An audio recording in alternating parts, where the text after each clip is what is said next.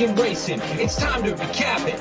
And who better to do it than Michael and Magic? Two bros/pros who cover the highs and lows of racing around the globe on every one of their shows. Real fans look forward to these guys and their last stunts, cause they know they're not talking out of their royal ascot. What they say makes sense. So ladies and gents, sit back and relax as Blinkers Off presents The Magic Mike Show, where you hear the experts speak. The Magic Mike Show. Tune into the show every week. The Magic Mike Show. You can trust the show is the bomb because it's being brought to you by RacingDudes.com. What's up, everybody? I'm Magic. And I'm Mike. And this is The Magic Mike Show. Mr. Samich. Huzzah! I know we're both looking a little red today. Feeling pretty golden today, too, going to Golden Gate Field. I'm excited about going there this weekend. They got a $200,000 guaranteed late pick 4 pool Saturday and Sunday. How are you feeling today? I'm doing great, man. I mean, and this is one of my favorite tracks. I love Golden Gate Fields. We don't do it all the time because it has to be the right day, the right pool size. But this place is a special spot in my heart. I mean, this is the reason we got through to day 3 on NHC was Golden Gate Fields. We've had some big-time winners here. I felt like we handicapped the shit out of it when we did the Golden Hour Pick 4 a couple weeks ago. So I'm pumped up. I'm looking forward to this. Can't wait to get a little gold rush weekend. Not only that, part of the reason we get to go there this weekend is because our first ever guest fan-dicapper, Dr. Tang, was able to choose which sequence he wanted to do in that $200,000 guaranteed late pick 4, plus all the great prices that come in at Golden Gate Fields. It's an all-stakes sequence, so there's that to go with it. He chose this on his own, but this is the one we were kind of hoping he was going to choose, so good on you, Dr. Tang. Yeah, I'm excited, man. I'm glad he picked this one. We were going back and forth between this and either the Golden Hour, and I'm glad we ended up at Golden Gate here. It's a competitive couple races. I am not on the favorite in the first race, and I'm the shortest in that race, and also kind of the most confident in that race. Ooh. So, yeah, I'm looking for – I didn't handicap this with the odds because I went through it yesterday after we found out this was where we were going. So, it was interesting to see the morning line odds today and see I'm a little contrarian here to kick us off. So that'll be fun. Listen, and Magic sometimes gets rightfully teased because I go a little chalky sometimes with my picks. The 2 legs in the middle, I'm kind of against the chalk too. So we'll see what happens here. And I know which favorite you're talking about in that first one. But that first one is the Grade 3 San Francisco Mile, which is the biggest race of the year for them. And so when they have Gold Rush weekend, they're trying to Golden Gate Fields was trying to figure out where on the calendar can we as a smaller track really make our mint. It's the weekend right before the Kentucky Derby. Everybody else all the big tracks are lying low. Everybody's quiet. We're waiting. Golden Gate Fields is like, we got this. We got a Grade 3 race kicking things off. It's all stakes. I mean, they got 8 stakes total this weekend at Golden Gate. Matt Dinnerman on the mic. We love Matt Dinnerman as an announcer. The guy, he looks like he's Ricky's age. He sounds like he's John White's age. So you get the perfect blend of everything with Matt Dinnerman calling the races too. Yeah, I love Matt Dinnerman. He does a great job on it. I love it when they go back and forth between the turf and the synthetic there. I love the turf racing at Golden Gate when we're actually able to get it. It's usually a pretty fair turf course, which is always nice. I think you can find prices because you have horses shipping in from down south. You have horses coming from the synthetic. There's a lot going on. And so it allows you to kind of get creative when you're looking for horses and get to some numbers. So since we don't get to talk about Golden Gate Fields that often because you are really good at it, as you proved at your first NHC back in 2020. Wow, it seems so long ago. But what are some angles that you like to look at when you're handicapping here? Because I'm like everybody else. I can look at the form and I can see who's good percentage-wise. But beyond the form, that really like that 301 level handicapping, what do you look for at Golden Gate? Well, it's interesting because normally I would say you look for horses coming north. So the horses that are coming up from Southern California are usually good horses to look at. On days like today, when you have all these different stakes races, I think that kind of makes a big time difference. 5.5 furlongs, I want speed at Golden Gate. When you're stretching out a little bit longer, I'm actually looking for horses coming from off the pace if there's multiple speed horses in there because I do think the track plays more fair than some of the Southern California tracks. And so I think people gravitate towards speed unfairly there sometimes. Lone speed, obviously very good still, is everywhere. But and then on the turf course, again, I think it's a pretty fair turf course, but I'm looking for horses that have had success on turf before. I want to see some like synthetic usually is a pretty good even like move from one to the other, but I still want to see some type of turf form. I look for actually Los Alamitos form here going onto the turf because I think that's a good angle that you can try and find a price. So with Golden Gate, it's often just looking through how the race is going to shape up because a lot of the lower level claimers especially are pretty flat. So it's a pretty even field.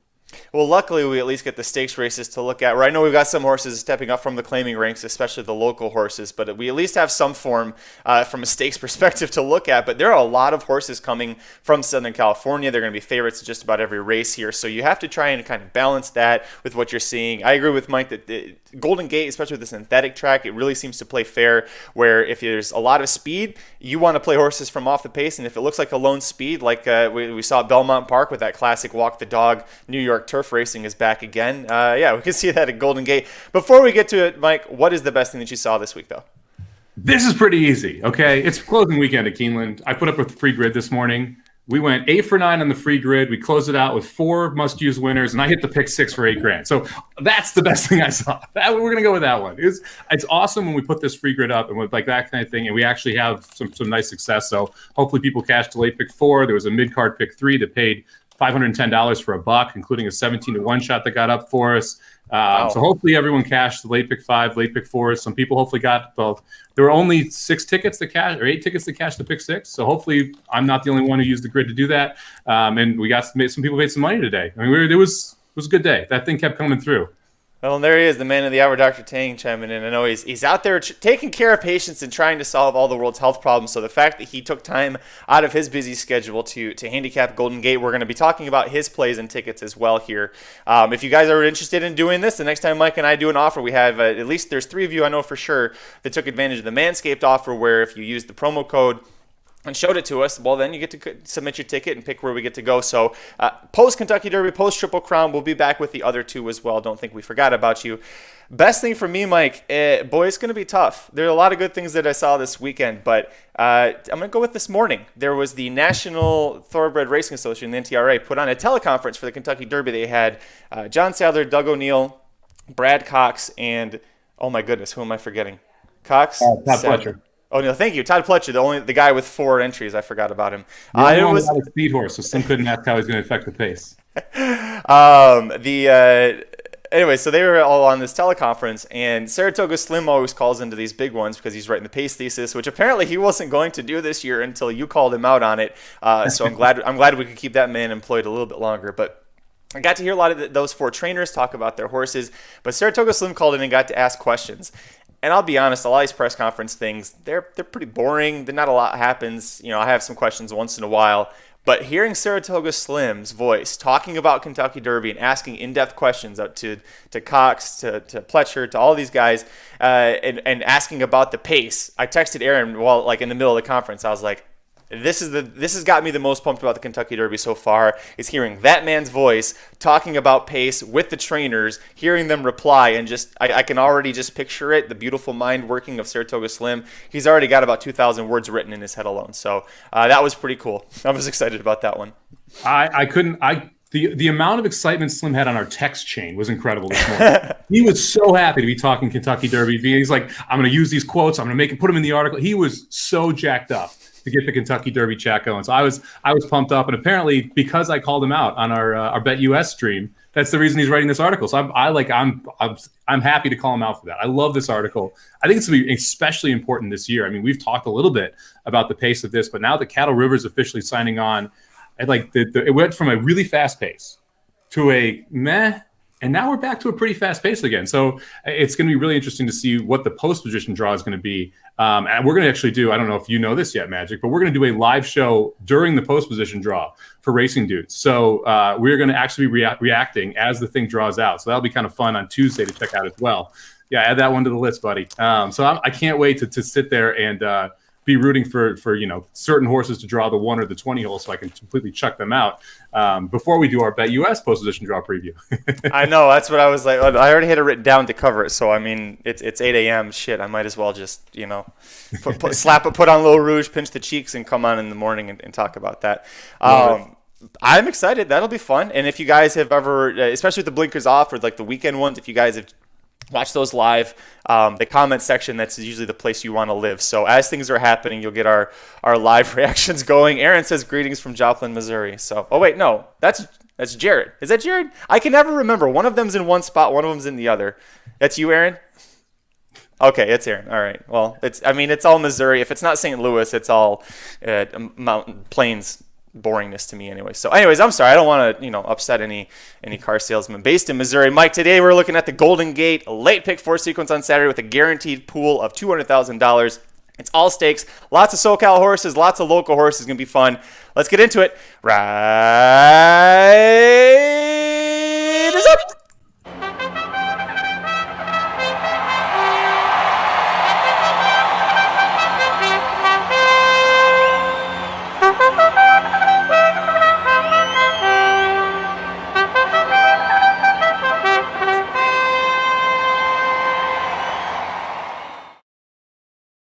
All right, Mike, kicking things off, let's take a look at Race 9 at Golden Gate Fields on Saturday, April 24th. Race 9 kicks off that late pick 4 sequence with a guaranteed pool of $200,000, field of 7 males and 1 female as a surprise in the Grade 3 $250,000 San Francisco Mile on the turf.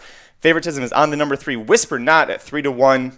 You also have the number 6 Border Town, a horse that I love and loves to beat me, at 7-2. Mike, holy speed. This is the biggest race of the year for Golden Gate Fields. This is a race that, honestly, if it keeps progressing the way it has the last couple of years, should be a Grade 2 at no time. There's so much speed in this race, and there's only 8 horses. It's going to be guns blazing. Do you use any speed horses? Are you just chucking anybody who looks like they're going to want to be in that suicidal pace duel? What are you doing here, buddy? Yeah, I mean, there's more they're going to go faster in this opening quarter than I talk when I get too excited. It's going to be out of control how fast they're going early here. You have 2 horses that opened up 10 lengths in their last start. I mean, that is absolutely nutty at the mile distance. Look, here's the problem. Whisper Not is going to be your post-time favorite. Is your morning line favorite. Went 22-4, 45-1, but didn't face any pressure doing so last time out when winning at a mile. The 4-horse Diamond Blitz, who's 30-1, is going to completely ruin Whisper Not's life. I mean, there is no chance Diamond Blitz doesn't send. And I'm talking suicidally send. Diamond Blitz's only chance to win this race is to get the lead. Diamond Blitz has to be faster than Whisper Not to get the lead. Whisper Not wants the lead and can't win without it. This is just setting up to be an absolutely terrible, terrible spot for Whisper Not because of Diamond Blitz. So if both the 3 and the 4 are in the race, I don't think you can use any speed. I think you have to chuck it all out, which means that you're looking for horses that are going to come from off the pace. And to me, I went to the 5 Ohio on top here. Look, McCarthy ships this horse in. It's a horse that has had success in the graded stakes level. It's run well at Golden Gate before on the synthetic, not on the turf, but has run well at Golden Gate. It's a lightly raced 10-year-old. But the thing is, this is a third start off the layoff for this 10-year-old. And there's no reason you end up in this spot if you don't think the horse has something left here. Started its 10-year-old campaign out at Santa Anita, went to Turf Paradise, was able to win there with your boy Ruben's brother, another Fuentes. Mm-hmm. This was Ruben's only Grade 1 too, wasn't it, for the Kilroy Mile? First Grade 1 to date, yes. First Grade 1, there you go. So, look, this horse is successful at a mile. This horse is going to be coming from off the pace. It doesn't and it has some tactical speed, so it doesn't need to be a million lengths off the pace, but it's going to be a closer in this spot. I think it sets up really well for Ohio, who to my mind is the most classy horse in this race as well. I love the 6-1 price. I was shocked when we got 6-1. And look, we got Gonzalez here too, who is riding in Southern California now, but knows this track and this turf course very well. Oh yeah, that was a big part of the reason you've got to like Ohio here. Is Ricky Gonzalez is back up at Golden Gate Fields, where before he and Juan Hernandez came down to Southern California, the 2 of them were knocking heads as the best 2 up there. And before that, you had Abel Cedillo. So a lot of really talented jockeys, even if they're not there now, they're coming back. They're do really well there. Ohio, I love this horse because he's now won. Was it the Fitzsimmons handicap? He's won that 3 years in a row down at Turf Paradise. And that's kind of like their San Francisco Mile, where that's about the biggest race they have going down there. I do love Ohio. He is the one that gave Ruben Fuentes his first Grade 1 win. You know who doesn't, though, is Dr. Tang. He left him off of here. So Dr. Tang already leaving off the Mike Samich top pick in the race at a price. That's usually not a good way to go. I use the 3 Whisper Not because, yes, there is a shit ton of speed. I think Whisper Not's the fastest horse in the field. This is a horse that I am way too familiar with in California. His last race, look at the splits and look what happened. He got out to a 10-length lead going a mile because he went 45.3 seconds for that opening half. This horse does not settle. Settle is not a word that he understands. He might not understand much, and I can assure you that settling is one of those that doesn't work. And Flavian Pratt can't get your ass to calm down. Sorry, Gio Franco, I love you. I love Giovanni Franco. Gio's just going to have to hold on. And Richard Baltus even said, I think it was on DRF, but he said he just doesn't settle. Like, he'll relax a little bit, but you cannot fight him. You just have to let him go. If what happens last time, where he gets out to he won't get 10 lengths, but if he gets out to a lengthy lead at going 45.3, I don't care how fair the track plays. I mean, it's going to be really hard to try and catch this horse, and he's got the ability to handle the distance. He also has, he's never missed the board in 4 U.S. starts. He's grade 2 place behind Smooth Like Straight, so he's bringing a lot of good back class. Now he's coming up to Golden Gate for the first time. So I do like him a lot. It just sounds like the speed, that's your big concern and why you're completely against him here. Yeah, I mean, look, it's one thing to go 45 and change when you're by yourself. I actually think someone's going to go with him. And I think that's the biggest problem, is that this horse is going to want to open up. And if someone tries to go 45 and 2, this horse might try and go 44 and change, because he wants to have no one around him. And that is a huge concern for me when you have 3 other speed horses. I mean, it's not just the 4 horse. I mean, Kiwi's Dream has been on the lead in every single race in 2020 and 21. And you also have some other sneaky speed all the way to the outside in Brown Storm, the 7 horse, or wandered off the outside, and Brown Storm, the 7 horse, who has been on the lead the last 4 races. So you have 4 legit speed horses signed up, 2 of them like psychotic speed horses, and they're right next to each other. And the rail horse is a speed horse, which means the rail is going to send. I mean, you could see 22-44 here. And if that's the case, I mean, sign me up for Ohio. And the other horse that I like here, I'm shocked with 6-1, the 2-horse Keeper of the Stars. Look, this horse, I realized the last race was not as impressive visually, was not as impressive from a buyer factor, but it was a paid workout, right? I mean, the horse had run 4 straight graded stakes races, 5 straight graded stakes races, cuts back to an allowance race to kind of get the warm up, get one over the track before going into this spot. Jonathan Wong, second off the layoff. I'm not sure if you heard, he's pretty good, 29%. And this horse loves this track, 3 for 3 over the Golden Gate turf. We're getting second off as a 5-year-old, second out in the form cycle. I mean, look, I think Keeper of the Stars is the other class of this field. I mean, he won the grade 1 Gamely last year. And here we are sitting at 6-1 against this field when you're getting a massive pace set up in front. I'm just going 5-2 here, and I'm going to try and start this thing out with a price.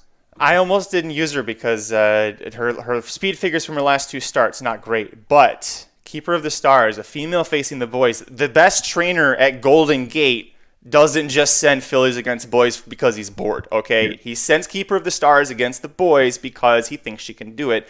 And that race last out, it was back after 8 months. So I'm going to forgive her for not just blowing the doors off everybody back at Golden Gate Fields.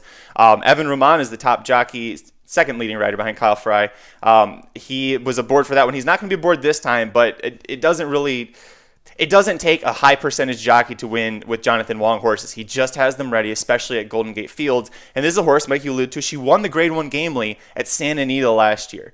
And she beat Mucho Unusual. Mucho Unusual is a goddamn good horse, especially down in Southern California. So now she's coming in here. I think that tactically, this race sets up perfectly for her. Yep. I think that she does not want to be on the lead like she did last time. She wants to sit off. I love that 6 of her 8 career wins have been on the turf. And like you said, Mike, she's 3 for 3. How about the 6 Border Town? I talked about this horse earlier. I love this horse, I think, way too much, and especially for how often he breaks my heart, because it's not only does he break my heart a lot, he finds new reasons, new ways to do it. Last time out, he got steadied pretty hard early, still makes a nice rally to get second behind North County guy, who's going to be favored in a Saturday Stakes at Santa Anita. So Mandela, who is extremely hot at Santa Anita right now, why didn't you want to keep him down there? Well, we're going to send him up here because we need to boost his confidence. We need to get that first stakes win for him. He's 5 years old. He's 9 for 13 on the board. He needs that. He's like Tiz the Magician. It's like, okay, we got to get you there, but we'll go to a little easier spot, but we need you to get that stakes win. That's what this feels like to me. Yeah, I mean, look, Border Town is my 3rd horse. This would be the next one I would use. I just couldn't get there. I wanted to be too deep here because I'm going to spread pretty heavily in the next 2 legs, trying to find another price. Look, we're going from the best jockey in California in Pratt, and we're going off it. And to me, you're going to get a little bit of a jockey dip here. This horse is going to need to work out the perfect trip. I don't think Border Town is as good as Ohio or as good as Keeper of the Stars. So you're going to need to have essentially a career best effort when one of those don't run a career best to be able to get this done. I couldn't get there at 7-2. Like maybe on race day, if Border Town floats up to 6-1, I become more interested. But for me, I like the prices on the 2 and the 5. I think they're the classiest 2 horses. I think they're going to get the trip. I think it's going to be tough for Border Town to get the job done. So Dr. Tang had 3 horses. He used Whisper Not. He used Border Town. The third one he used, neither of us did. That's the 8 Restrained Vengeance horse, who is 4 for 18 on the turf, has got 2 wins at the distance, and has one at Golden Gate, but it's been a little bit of a while. This is a horse that, hey, Ruben Fuentes rode this one to victory again. Man, Ruben's such a good jockey. He loses to Axeman last out. Axeman had a ridiculous pace advantage. Axeman came back to not do that great, but Restrained Vengeance feels like he's best on turf. He's getting turf. I don't know if a mile is his best distance. You didn't use him either. What do you think? 4th horse in. This would be the other one. Like, if you want to go 4 deep here and you have a horse you really like later, I would be using the 2, 5, 6, and 8. But for me, the 2 and the 5 just stood out. That's why I didn't end up with the 8 here. This kind of valve breaker off going back and forth between the turf and the dirt, not really deciding on a surface. And there's a little concern there for me. It's an interesting spot for this horse to end up in. If this were on the synthetic, I think this might be my top pick, because the horse has run big over the Golden Gate synthetic. But the turf course, it just hasn't been able to come up with that monster effort yet.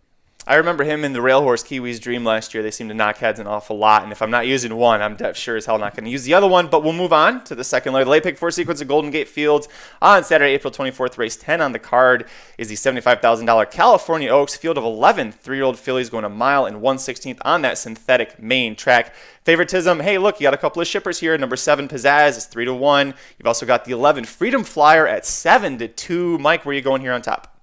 I went with a 7 on top. I actually thought this was the so I was between single the 7 or go crazy deep, and I ended up deciding to go crazy deep here. But I do think that the 7 is one where if you really like it, you could single.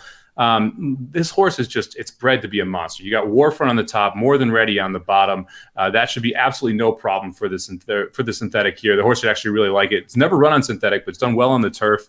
You look at what the races this horse is coming out of. I think it's the class of the field in that sense. The buyers kind of fit. Just draw a line through that last one. Like it took a bad step. It was never even tried after the first half mile or so. You got a bullet work coming in. You got the top jockey on board. To me, this is kind of a standout in this spot. I think Mandela's not shipping this horse up here unless it's ready to fire. 32% off this type of layoff with a positive ROI at $2.02. I think Pizzazz makes a ton of sense. So Pizzazz was my top pick. My second choice, and the horse that I also ended up using as a must-use here, 10-1 7 horse or 10-1 9 horse, the Jonathan Wong horse Empire House. I realize this is going to be a unique one. A lot of people aren't going to end up here, but I talked to you off the show where I like horses that break their maiden at Los Alamitos and they end up on the synthetic. I think that's actually a pretty good crossover. I think it's really interesting that Jonathan Wong shipped this horse down to Arizona to run in Turf Paradise, run the Arizona Oaks. The horse was a favorite, went off at even money, did not fire at all. And here we are showing up in another stakes race. This is not the spot you need to put this horse in. Much like Jonathan Wong doesn't need to have Keeper of the Stars in the previous race, he doesn't need to put the 9 horse in this race. The fact that the 9 horse is in here makes me believe that Empire House is going to run a big effort, and you're going to get a nice price because that last race looks really bad on paper. Although the ones previous to it, especially the first and second out, make the horse fit here with logical progression. So you picked Empire House to win her debut. I remember that very well because I loved Exotic West, and it was a very, very close finish. And it looked like if you stretched Empire House out for her next start, she's going to be a monster. She stays sprinting and then stays sprinting on turf. That doesn't go well. So they sent her to Turf Paradise to try routing. Well, that didn't go well. Can't blame the dirt because she's won on dirt. I think that this horse was a very, very strong flash in the pan. I don't have any faith in this horse here, but Jonathan Wong at 10-1 at Golden Gate Fields. I mean, there are a lot of reasons why you should just almost bet that horse blindly. This is a horse that I've only bet once, and it was when she broke her maiden. So I'm going to try and keep my batting 1,000 streak intact. Let's talk about the 4 horse here. I really like the 4 horse Style Dome. This is an Irish bred filly making her second start of 2021. Her first start was her first start in the United States. She does a turf mile at Santa Anita. Pretty good group of boys that she was facing there. Du Jour, a Bob Baffert horse who looks like a monster on turf, so that tells you how good that horse is. Ends up winning that. She gets a really nice 68 buyer, and that's her first time North America, first time as a 3-year-old. Now we're getting second time North America, second time as a 3-year-old. I would argue that we're facing fillies at Golden Gate. This is a tougher or an easier field than facing the Bob Baffert horse on turf at Santa Anita. So I like that going in. Oh, yeah, by the way, when she was racing in Ireland, her best efforts came on synthetic. Both wins were on synthetic here. So I really love her. And, oh, hey, look, we're getting Ricky Gonzalez to ride. I think he's done pretty well at Golden Gate in the past. What did you think of the 4 Style Dome? I was hoping we get more than 4-1. I used this horse. It was my 5th horse in. When I handicapped this, I was hoping we get like a 10-1 morning line, something like that, because that last race doesn't fit. You're going to need to have some serious improvement here. I was just hoping we catch a better price. I agree with everything you said. I think this horse is awfully live. I had this horse here. This is one of the reasons I went deep on this, is because I wanted to include Style Dome. Like I said, I wish we got that 10-1 price, but we'll still settle for 4-1 here and hope we can get the job done. But I think you kind of have to include Style Dome if you're going deep. So all three of us love the 4. All three of us also love the rail horse. Talk for a minute about Risen Lady for trainer Michael McCarthy and Billy the Kid, Billy Anton Georgie. Look, these shorter, the mile 16th is not exactly a long run into that first turn. So I do want to have some speed on my ticket. I think the 1 horse is the logical horse that's going to be able to get there. Risen Lady has won on both the synthetic and on the turf. Won it going this distance on the synthetic. Beyer wasn't great, so we got to obviously improve to be able to do that. But this horse has consistently taken steps forward in its career. I'm hoping we can kind of take another step forward. But for me, I wanted to make sure I had the horse who I thought was going to be on the lead. And in this case, I think that's Risen Lady. I also like the fact that you've won on the track at the distance, which, with the horses you got a lot of horses that are shipping in. I think that makes a big difference. Well, she's also 3 for 4 at Golden Gate. She's 3 for 3 routing at Golden Gate. That Beyer, that 52 Beyer that she got for the mile and the 16th, came against Starter Allowance Company, so you're already not going to get a great number. That 71 Beyer that she got for winning on the turf last out, to me, that was a really nice progression. In both races, yes, she's the speed horse, and yes, there are other horses here that might go with her early. She showed each time in the stretch, Mike, that she loves to fight, and sometimes you just can't underlie how important that is with a horse.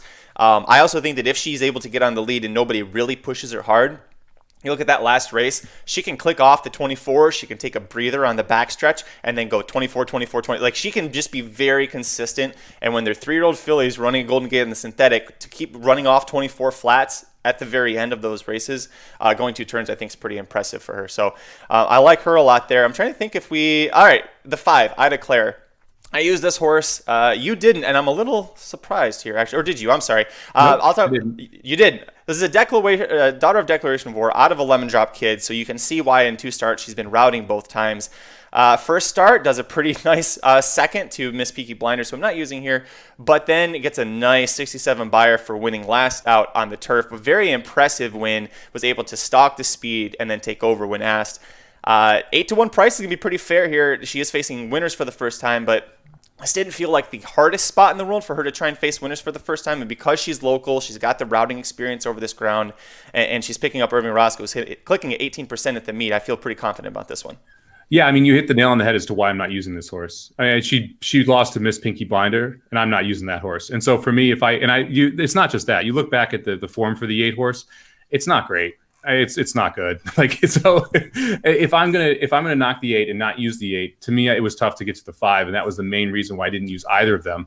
I did go all the way outside. I was interested in the 11 horse here, Freedom Flyer. Look, I'm using Risen Lady. Last time out against Risen Lady, Freedom Flyer went off at 90 cents on the dollar as the favorite. Just missed going a mile. I think that the extra 16th of a mile is going to be a good thing. Also, look, Simon Callahan, 4 for 4 in first or second when he has a horse going at Golden Gate. It's a $450,000 daughter of Constitution. We know I like her, and as you mentioned, Edward Rahman, pretty good here at Golden Gate Park. So I am going, or Golden Gate Fields. So I'm going to go with Freedom Flyer as my last horse in the 11. I didn't like her for a multitude of reasons. She's unproven on the surface, but that's a few different horses here. I really hate that post. Being stuck all the way out in post 11 and then that run into the first turn on the synthetic at what's going to be a short price. I mean, she's got, deservingly so, she's bringing a 72 and 71 Beyers with her from down south. So there's a lot of reasons to be on her, but at that short of a price with being far outside post 11, God, this is sounding like a Gulfstream sequence, and this sounds like I just put the horse in the winner, doesn't it? If Luis Saez was aboard this horse, this was for sure a winner right now. Well, isn't this Luis Saez of Golden Gate Fields, right? Look, man, I'm 5 deep. I'm not using the 11 5 deep. That was the main thing for me, is that, like, if I'm going to go that deep, I agree with you that the post sucks. I don't want to get beat by the 11, who lost to the 1 by a nose, and a horse where I like. And so for me, it's just, if you're using the 1, you have to use the 11. And if you're going 5 deep, you almost got to use both of them, and that kind of cuts down on the whole how you can construct the ticket. Because look, if the 11 gets home, I'd be kicking myself if I used the 1, didn't use the 11, and used 4 horses here. So ended up 5 deep. I'm hoping we can get the 9 home at 10-1 price. Listen, I'm hoping we get either the 1 or the 4 home in this leg because that means all 3 of us got it right. Let's move on to the third leg, Mike. Race 11 at Golden Gate Fields on Saturday, April 24th, is $75,000 Camilla Urso Stakes. You got a 5 furlong turf sprint, so expect lots of speed here from the 10 fillies and mares, plus 4 also eligibles. Of course, signed up to go in this race. Favoritism on the number 7, Dynasty of Her Own at 3-1. You also have the number 10, Acting Out at 4-1. A couple options at 9-2 here, Mike. Where are you going on top? Not the 7. I'm not using the 7 actually. That's interesting. I went with the 10 on top, Acting Out. I think this is the best horse, and I think it's not even that close, to be honest with you. Lost to Edgeway last time out. It's a very good horse. Cura, Amuse the time before that. Very good horses. Has a ton of speed. And we've seen that dirt speed. Blame has no issue going from dirt to turf. Art Sherman, 33% turf sprints. Anta Georgie, he's a very solid jockey here, so not worried about that at all. Like the work, 47-3 last time out over the Golden Gate turf. Look, this is the first time out as a 4-year-old. Really, it's. I realize it's not because you have those 2 races in January and February, but that was the end of that 3-year-old cycle. You got a freshening, and now you get that first start. I expect this horse is going to improve, and if we fire off a low 90s buyer, who's going to beat the 10 horse?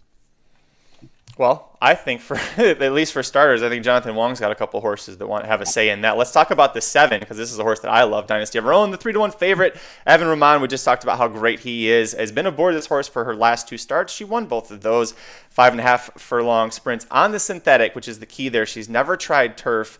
But I would say with it being by Shanghai Bobby and the way she's handled the synthetic, she should be able to handle it. I also love the class that she's bringing in. If you scratch out the Iowa Oaks, dirt, 2 turns, not her game. That was also at the end of a year, and you see that she missed 6 months. So something might have just gone wrong there. But the Kalukian Queen gets 5th, very well beaten 5th behind Kahira, Amuse, Biddy Duke, all graded 6 horses. Before that, she wins the California Oaks, routing over this course, has won routing over this course multiple times, and sprinting, all on the synthetic. The turf is the big question mark. Is that why you left her off? I mean, I left her off because she's never won a race with more than 6 horses in it. And the last 2 races were fields of 5 and fields of 4. She won an 8-horse field at Sunray Downs. Thank you very much. In her I'm sorry. I missed the 59 buyer at Sunray Downs. My bad. My fault. Sunray Park. I'm sorry, Aaron. Yeah, there you go. There you go. So that kind of, yeah. No, the last 2 races are just paper tigers to me. They look great on paper, but like when you actually drill down on it, she was a heavy favorite in fields of 5 and fields of 4. Where you had a horse that went way too fast in front of her, she able to just fly past them around the turn and make it an easy win. The horse that runs second in both of those races is the 9 horse, who I wouldn't touch with a freaking 10-foot pole in this race. Are you using the 9? No. Exactly. See, that's there. It's like, you sure you really want to do this? Because she hasn't beaten that horse. I mean, but look, if you look at the 9 Gotham Desire, she's been second 5 straight races. She doesn't beat 1 horse every race. I mean, I'm not going to hold it against Dynasty of Her Own because she happened to be both times that horse when she faced her. She beat who she beat. I mean, it's not her fault that everybody's scared to face her until it gets to be a stakes race. How about this? We could talk about the other Jonathan Wong that we all love, the number 4 Sadie Bluegrass. I went too deep. I used the 2 Wongs because I think I can get out of here pretty easily with those 2. Putting a great magic. 2 Wongs doesn't make it right. Can we just, if Dr. Tang hadn't done all the work to submit a ticket, I would end the show right there. No, I'm just kidding. Let's talk about the 4 Sadie Bluegrass, the second Jonathan Wong horse. Jonathan Wong claims this horse in March 15th, 2020. Since then, 9 starts, 6 wins, 2 seconds, and a third. This horse does not like to lose. The one time that she finished 3rd and was actually beaten, she was down at San Denis in the Irish O'Brien Stakes behind a filly named Legs Galore that, that name fits. That filly is a gorgeous filly and extremely talented. So not going to hold it against her for losing to that horse. Has done well at Golden Gate, 7 for 9 in synthetic. We're not getting that here, but Ricky Gonzalez is a great front-end jockey. She's got speed. I'm not worried about her being speedy in a speed race. I agree with you on this one. I use the 4 as well. I think Sadie Bluegrass makes a ton of sense. If nothing else, because she ran an 85 buyer over this exact turf course, would be able to win on her debut in August of August 28, 2020. So her best race is at this distance over this course. So I think that's definitely a big time plus for Sadie Bluegrass. And that 85 buyer kind of fits with this field. You're probably going to have to run the mid to high 80s to be in contention here. Something, by the way, the 7 has never done. So I do like the fact that Sadie Bluegrass is able to do that in the past. And if I'm using Sadie Bluegrass, I kind of feel like you got to go to the 8 horse or to the 6 horse here, Nardini, and you got to use the 6 as well. Nardini just missed a Sadie Bluegrass by a head last time out in that same Irish O'Brien stakes, the $101,000 stakes down at Santa Anita. We're getting third off a layoff. Mathis sends the horse from Santa Anita up here to Golden Gate. This horse is going to be coming from a little bit off the pace, but there's a ton of pace in this race. So I'm interested in the 6 Nardini as well at an 8-1 price. And again, if you're using Sadie Bluegrass, you kind of have to use the 6 too. And that's one of the reasons why, again, we went too deep in that first leg. I'm going to end up going 4 deep here, and both the 4 and the 6 made the ticket. I thought that the 8. I get what you're saying. And normally I'd be like, well, if they're head apart, you got to use them both. I thought Sadie Bluegrass ran a much better race in the Irish O'Brien than what Nardini did. But you are getting third off the layoff. Mathis is pretty damn good when he comes up to Golden Gate Fields here. I think actually is where he's based at. So just to summarize here, from the 10 horses that are currently scheduled to draw in, if there are no scratches, Dr. Tang went 5 deep using 4, 6, 7, 8, 10, and that covers your 4 horses and the 2 that I use, the overlap there being the 4. Real quick, can we just talk about that if there was enough scratches that the 13, 5 picks, please, not only should be in the race, but should probably be a favorite. This horse, the only thing that she's done wrong is that she's only 3 years old and she's only earned $67,000. The only reason she's not in the field is because she just hasn't had time to earn like horses like the 1. And it just to me, I see this and I'm like, a horse like the 1 does not belong in here when you have a horse like 5 picks, please on the outside. If she makes it in, big if, are you going to use this horse? So my other horse I used was the 8, the Bohemian Bourbon, Bohemian Bourbon. And so I am 4 deep here. If one of my 4 horses scratched, I probably would use the 13.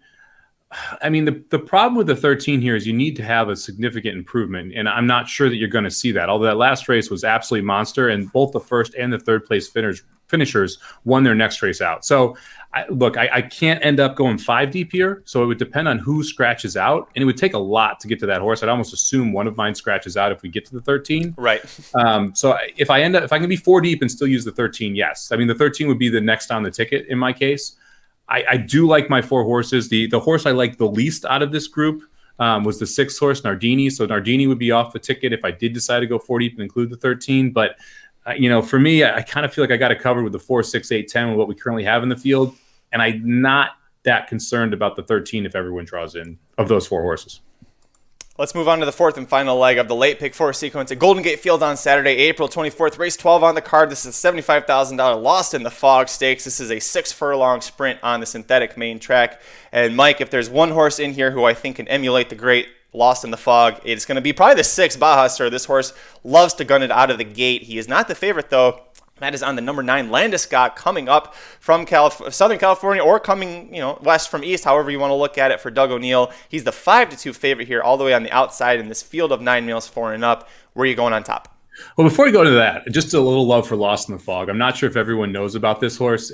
Lost in the Fog was a really cool horse. Broke its maiden on November 14th, 2004 at Golden Gate. That's why we got the race named after it here. Ripped off 9 straight stakes races after that. Before losing the Breeders' Cup in 2005, the Breeders' Cup Sprint, ended up getting cancer in 2006 and unfortunately passed away. So we don't have any offspring from Lost in the Fog. So this is one of those horses that, for lack of a better term, gets lost a little bit because you don't remember the horse because you don't see it in the past performances that often. But Lost in the Fog was an absolute monster for a nice stretch there of 2004 and 2005. I sent Magic actually a video of Lost in the Fog before it, and he's like, that's a paid workout. Like, yep, that's pretty much what Lost in the Fog did in stakes competition. I mean, he had no race during that 10-race win streak where anyone was within a length of him. His closest race was a length and a quarter at Belmont during that 10-race win streak, and that included a win by 10, a win by 14, like, it's a really, really cool horse. So go check out Lost in the Fog on YouTube if you get a chance. If you want to kind of look at one of the old stars that's a little bit forgotten now. Anyway, after that little Lost in the Fog rant, Landeskog was supposed to be a monster. I'm talking about a monster. Back in 2019, this horse ran absolutely huge, winning coming in second in the Gallant Bob at Parks. I think this horse is going to come back with absolute ferocity. I like the fact that we're going back to the Doug O'Neill barn from the Cox barn. O'Neill had this horse going back in 2019. I expect a monster effort here. I think this horse lays over the field if you get 90% of what you're going to see. And oh, by the way, we just bulleted a 58-3 workout at San Luis Rey. So yeah, the 9 horse is my top pick. I like Landeskog on top. It's my only must-use horse in this race. I love him too. It is a horse that he had a really nice 3-year-old campaign, capped off with a gallant bob there. We almost beat King Jack. If anybody hasn't any idea of where King Jack has been since that race, please let me know. I'd love to find out. Goes to Brad Cox, and it looks like he just had some injury struggles, right? Only 3 starts, puts it together towards the back half, but these horses that are kind of fast, these sprinters, they don't stay together that well, but he's a son of Munnings that when he's healthy looks like he's great. He's beaten better horses than this, and for Doug O'Neill, when he breaks his maiden, to send him right back less than a month later into the Bachelor Stakes at Oaklawn Park for his second start, and he almost wins that alone right there tells you what kind of talent level this horse has. I had 2 must-uses. I had him. I also had the 6 Baja Sur at 3-1. Catalino Martinez is an underrated jockey, has a win in 2 seconds and 3 mounts for Blaine Wright on this horse. This horse is just fast. This horse is fast, and he's fast, and he loves to keep going. I'm at Del Mar in the Green Flash handicap. I thought for sure this horse was going to win that race, and I think that's the race I told Aaron. I was like, you got to use Baja Sur, you got to use him. Didn't end up holding on and getting the job done, but man, he's a fun horse. I think he's going to be fit. He's his second start off of the layoff. Yeah, he didn't beat Better Trip Nick, but you know what? I went 3 deep, and Better Trip Nick is the other horse I'm using, so I'm not too worried about that one either. Do you want to talk about Baja Surf a little bit here? I mean, you did a great job. I went 3 deep, and I used those same 3 horses. I'm 4-6-9 here. I felt like look, Landeskog is the best horse. Landeskog may not be the best horse on this day because of the layoff, right? So then you look at who else is in the field. To me, the 6 horse, the race actually sets up really well for Baja Surf because you'd expect that Better Trip Nick and Landeskog are both going to go to the front. If they both go to the front and Baja Sur is able to sit right off it, like, watch out. I mean, if either of them starts to fade a little bit, Baja Sur will pick them up pretty quickly, top of the lane, and then that 3-1 price is going to look pretty good. So for my money, I said, I want to have the best horse in the race in Landeskog, and then the 2 horses I think are in the best form right now, and that's Better Trip Nick and Baja Sur. So 3 deep for me. I think you're right on it there, and I consider the 8 horse as well. But I couldn't afford it on the ticket structure, and I didn't want to stretch it out that much. So I ended up with just the 3 of them. I think I misspoke and said I meant to say that you and Dr. Tang went 3 deep. Yeah, you went 4-6-9. I went 4 deep. I used those 3. I'm also going to add the 7, Any Port in a Storm. This is the last horse I put onto my ticket here. Peter Miller owns a Peter Redicott horse. You remember what happened, Mike, when Peter Miller took over training for another Twist of Fate? Suddenly turned into a graded stakes looking horse, didn't he? Peter Miller doesn't do that a lot with horses that maybe weren't doing so well against that level of competition. Well, he gets Any Port in a Storm, and a couple races last year didn't quite figure him out. Finishes 5th, well-beaten 5th in both starts. Well, now we're coming back to Golden Gate. It's a little easier up here. He has had success, 4 wins from 6 starts with 2 seconds. 6 of his 8 wins have come at this distance. This horse feels sneaky, and it's the fact that Evan Roman got on. That's what caught my attention with this horse was, shit. Roman doesn't usually ride for Miller. Even when Miller comes to Golden Gate, doesn't ride for him that often. But man, why did he jump on this horse? And why was Pratt riding this horse twice in the last 2 races when he just was well-beaten 5th each time? I think this horse has got some potential, and because it's Peter Miller, it grabbed my attention. I'm going to use him here. I understand that buyer-wise it doesn't work. You need the horse to find his form from 2 years ago if he wants to win this race, but I got a feeling. It's not a good feeling, but I got a feeling. I don't hate it. I looked at this horse for quite a while. I just couldn't excuse those last 2 efforts. I mean, that to me was the reason I didn't end up on here, because you have 2 bad efforts. And the one at Los Sal, the horse was banged up at the break. So you could make an excuse there if you really want to. But for me, I couldn't get there. And even the big wins, when you look at Any Port in the Storms, the big victories, you got the 6.5 at Emerald Downs. That was a 7-horse field, and it was 20 cents on the dollar. The race before that at Emerald Downs, the Governor's Cup, 7-horse field, 20 cents on the dollar. You look at the Oak Tree at I don't even know where that is, 10 cents on the dollar ends up winning.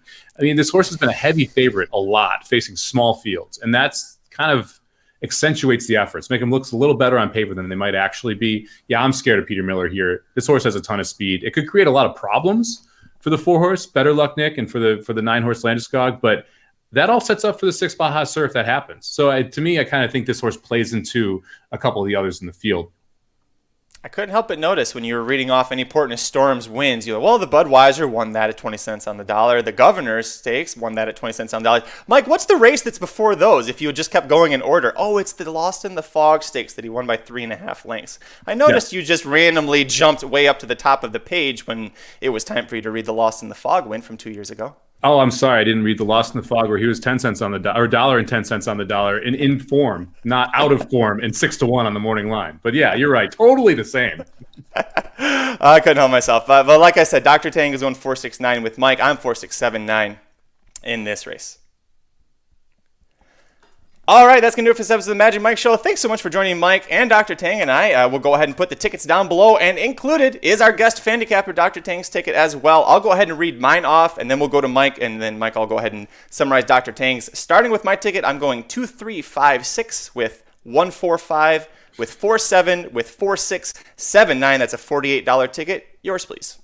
I'm going to go 2, 5 with 1, 4, 7, 9, 11 with 4, 6, 8, 10 with 4, 6, 9 for 50 cents. That'll cost you $60. And if you want to play the Dr. Tang ticket, 3, 6, 8 with 1, 4, 11, 4, 6, 7, 8, 10, and 4, 6, 9. He brings in the most expensive ticket at $67.50. At least he kept it under the $70 threshold that I told him he had to. He even told us in the email he wanted to go deeper, but this is what we limited to. It's not as easy as it looks, is it? Yeah, that's what I thought. It's very efficient. Very efficient, keeping it right there. I would have tried to figure out, can I mathematically do 70? And that's what I would try and hit there. Over at racingdudes.com, if you didn't know, the Kentucky Derby is less than 2 weeks away, and actually it's the Kentucky Oaks it's a week from tomorrow, the Kentucky Oaks. That's pretty crazy. So I would say racingdudes.com is probably your one-stop shop for the Kentucky Derby. Take a look at the homepage right here. You've got the Kentucky Derby presale, the Kentucky Derby wagering guide presale is available right now. The ever-popular Why We Hate Your Kentucky Derby Pick 2021 edition is up there. Read it and weep and take all your butt-hurt feelings for a walk. 5 2021 Kentucky Derby horses with no chance of winning. That's right. Instead of us telling you who's going to win, Aaron says, I'm going to tell you who's not going to win. And he's been right every year, and he documents it with proof. Although this year, I think he might actually get bit in the ass a little bit. And then 3 Kentucky Derby long shots in 2021 who could blow up the Superfecta. Remember that Superfecta is $1 minimum for the Kentucky Derby. Aaron always finds ways to blow it up with nice prices in the Super. So check that article out as well. And oh yeah, Mike Stomich, they're still racing at Keeneland. The Bewitched Stakes is on Friday. That's the ender. And you did pretty good at Keeneland today. Tell the folks once again how you did. Yeah, Keeneland went okay. We went 8 for 9 today, including hitting the pick 6, the pick 5, or late pick 5, and the pick 4. The second race, which, I got to stop trying to be cute. At Keeneland, low-level claimers at Keeneland are freaking impossible, man. It is like you got one horse coming in from Turf Paradise. You got one horse coming in from freaking Delta Downs. You got one horse coming in from Golden Gate. You got one horse coming in from Gulfstream. It's just like it's all over the world just convening on this track. You have absolutely no clue who's going to actually run big. It's wildly frustrating. It's like those $6,250 claimers at Gulfstream Park, where it's just like sometimes you just throw a dart. Anyway, that race cost me from sweeping the card for the third time this meet. It's okay. We'll get over it. We were able to catch that late pick 6, so that made us happy there. And by the way, the Derby Superfecta is now 10 cents. They started last year, but they added $1 super high 5. That's how they changed it up. So you can bet $1 super high 5 on the Derby or a 10-cent Superfecta, just to make it a little bit easier, right? Nope, don't like that. Don't like that at all. Nope, don't like that one bit. Speaking of things that I don't necessarily love, I saw that Belmont got rid of the jackpot pick 6, and they were like, "That's going to be $1 minimum." By the way, the carryover went from 15 to 24%. You mean the takeout? Sorry, that's what I meant. Takeout. Yeah, the takeout on the carryover. That's what I meant. Yeah, they were doing something cool, Naira, with the 20 cents a day with no jackpot, right? Where it's just like a basic 20-cent pick 6, which, I can get behind that. I would rather have I love the dollar Keeneland denomination because you can go deep enough if you want to spend a little money, but it's still really hard to hit for $1, right? So you could have scooped the pool with 2 horses. I was alive to 3 horses in the last race. The 9 horse, I was one of 2 people alive. You can get some big time nice payouts for that dollar denomination. You also get carryover days, which I think is huge in those pools because just one carryover day really builds it quickly. That takeout's brutal though. I mean, the whole thing is if you're playing these pick 6s and you're playing you need to have a lower takeout because your variance is so much higher because it's hard enough to pick 2 or 3 races in a row, let alone pick 6 in a row. So you love the denomination, hate the fact that we're going to a bigger takeout. Well, you know what you can love. We're still going to have plenty more action in terms of covering races at racingnews.com because Blinkers Off is back live later today. Aaron and Jared will be talking about screw all. That doesn't really matter. It's going to be fun and entertaining. And especially why they hate your Derby horse. Yeah, based off of what Aaron's name is there, I think he's going to hate just about everything Derby related when they talk about it. Listen, I know that we said that there's not much happening this weekend other than the Golden Gate Fields $200,000 late pick 4 sequence Saturday and Sunday, but usually when Blinkers Off is given time to talk about things that aren't specific to who wins this race, you usually get some good fireworks happening. So make sure you tune into them. They'll be live here on YouTube, Twitter, Facebook later tonight. Make sure you like, subscribe, hit the notification bell so that when Jared decides he's ready to go live, you will be alerted and you won't miss a show. Make sure you follow us on Twitter. I'm at Curtis Keller. He is at SummerBomb18, number 1, number 8, Corporate Oilers at Racing_Dudes. Mr. Simon, you got any betting tips other than horse racing going in? And the hockey's starting to wrap up a little bit. My Red Wings are getting hot. I still wouldn't say bet on them, but they're at least a little more fun to watch than they used to be. Yeah, so I've been playing some NBA, which I generally don't do much, but I found an angle that I think is actually interesting here. So I'm 9-3 on this angle over the last about week and a half or so. Big favorites that are up big at half, bet them in the third quarter, either money line or -1.5. Reasoning. So because we have a condensed schedule, teams are playing their starters longer in the third quarter if they're up big because they don't want to play their starters in the fourth. So you're getting a significantly better team playing its starters longer against a significantly worse team. And all you have to do is usually cover. The highest I've seen the spread is 1.5. They've been dogs in some cases if they're up like 18 or so points. So -1.5 to +1.5 on the favorite who's up big at half. Did anybody else catch that? That's a lot. No, I'm joking. I did catch that. It makes sense when you break it. This is why I love talking betting with you, because it makes sense when you break it down. But if you had just said this is what it is, I'm like, why the hell is that a thing? Why does that matter? You have a demoralized team coming out of half against the starters of a team that's playing well, and they want to get off the court for the fourth quarter. Right? So it logically makes sense when you think about it in every step. And you're also getting a subsection of the line. So if the team was a 14-point favorite before the game, and they're only a 1.5 favorite in a quarter, you're getting a very small percentage of what that line is, and you're getting it in a quarter where the starters play the majority of the time. Well, make sure you follow him on Twitter, SummerBomb18, number 1, number 8, because everything that comes with betting, you can find him right there. He'll also, if it were throwing up, I just saw somebody earlier was asking where Mike puts up the free grids when he does those. It's on his Twitter account, so make sure you're following him. And while you're there, give me a follow too, because if nothing else, for sympathy. I need the follows. How about that? We'll be back here on Monday to talk about, hopefully, how the three of us, including Dr. Tang, I don't know if we can, but talk about the three of us sweeping the Golden Gate late pick four sequence. Make sure you show the small tracks some love, guys. We'll be back on Monday at 5:30 Eastern, 2:30 Pacific to break it all down. Until then, I'm Magic. And I'm Mike. Good luck this week. The Magic Mike Show, where you hear the experts speak. The Magic Mike Show. Tune into the show every week. The Magic Mike Show. You can trust the show is the bomb because it's being brought to you by RacingDudes.com.